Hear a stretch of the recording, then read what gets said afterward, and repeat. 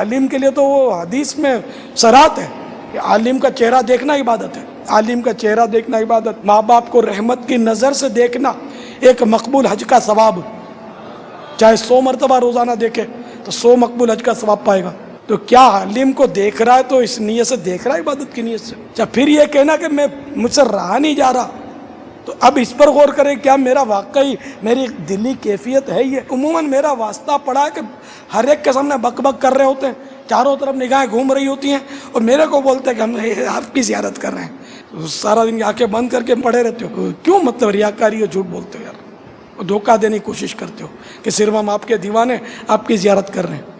تو نہیں، یہ دل کی کیفیت اگر ہے فبہا، نہیں ہے تو توبو الی اللہ۔ ایک دور تھا ہم سنتے تھے کہ وہ ماں باپ کی آنکھوں میں آنکھیں ڈال کر جو تمیز والے جو بچے ہوتے تھے بات نہیں کرتے تھے، اب ناخلف اولاد پیدا ہو گئی ہے جو ماں باپ کی آنکھوں میں آنکھیں ڈال کر بات کرتی ہے، تو بالکل یہ تو ایک بے ادبی کی سی صورت معلوم ہوتی ہے۔ تو جس کا احترام ہوتا ہے نا اس کے سامنے نگاہیں جھکی رہتی ہیں، اللہ کرے اللہ کرے اللہ کرے ہمیں بیداری میں سرکار کی زیارت ہو جائے، آقا تشریف لے، تو کیا یوں آنکھیں پھاڑ پھاڑ کے دیکھو گے؟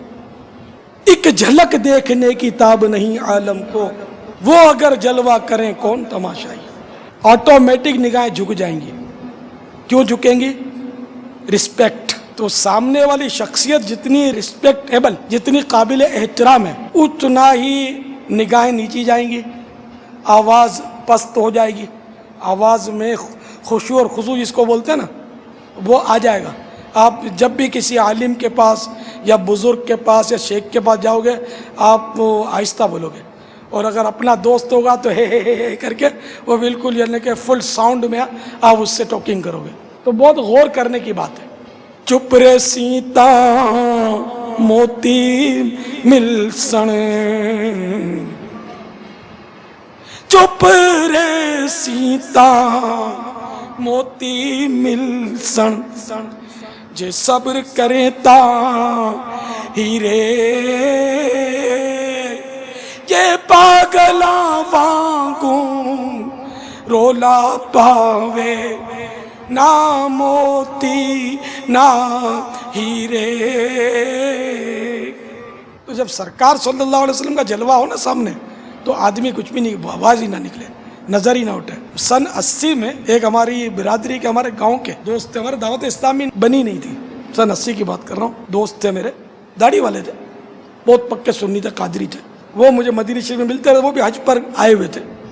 ایک بار انہوں نے بولا کہ بس میرے ساتھ ایک واقعہ ہوا ہے، تو میں نے سید قطب مدینہ حیات تھے ان دنوں، حضرت مولانا ضیاء الدین صاحب رحمۃ اللہ علیہ، وہ بولا وہ بس میں نے ان کو بولا اور آپ کو بول رہا ہوں اور کسی کو میں، انہوں نے بولا کہ میں ایک بار وہ سبز جالیوں کے پاس بیٹھا ہوا تھا، یعنی کہ جہاں مواجہ شریف فیس مبارک ہے وہ تو سنہری جالیوں کی طرف کھڑا ہو رخ کر کے، تو سرکار صلی اللہ تعالیٰ علیہ وسلم کا فیس جو ہے وہ اپنی طرف رہے گا، اور سبز جالیاں گرین گریل کی طرف میں بیٹھا ہوا تھا، سرکار کی بارگاہ میں حاضر تھا، بیٹھا ہوا تھا۔ تو بولا اچانک وہ سبز جالیوں کے اندر سے سرکار صلی اللہ تعالیٰ علیہ وسلم باہر نکل آئے، بالکل بولا ہوش و حواس میں بیٹھا ہوا تھا، اور سرکار صلی اللہ تعالیٰ علیہ وسلم مجھ سے فرمانے لگے کہ مانگ کیا مانگتا ہے؟ بولا میری حالت خراب ہو گئی اور میرے منہ سے کوئی نکلا ہی نہیں، ہمت ہی نہیں ہے میں کچھ عرض کروں۔ اور پھر سرکار صلی اللہ تعالیٰ علیہ وسلم مجھے اس طرح وہ مشرف کر کے اپنے جلوے سے واپس اندر تشریف لے گئے۔ آنکھ والا تیرے جوبن کا تماشا دیکھے، دیدہ کور کو کیا آئے نظر کیا دیکھے۔ حیات النبی تو زندہ ہے واللہ، تو زندہ ہے واللہ، تو زندہ ہے واللہ، میرے چشم عالم سے چھپ جانے والے۔ تو حیات النبی یہ مشہور ورڈ ہے ہمارے، حیات النبی، میرے آقا حیات ہے۔ جیڑا تکدا ایک واری او تکدا ہی جاندا اے، میری سونی سونی مرشد دا دیدار بڑا سونا۔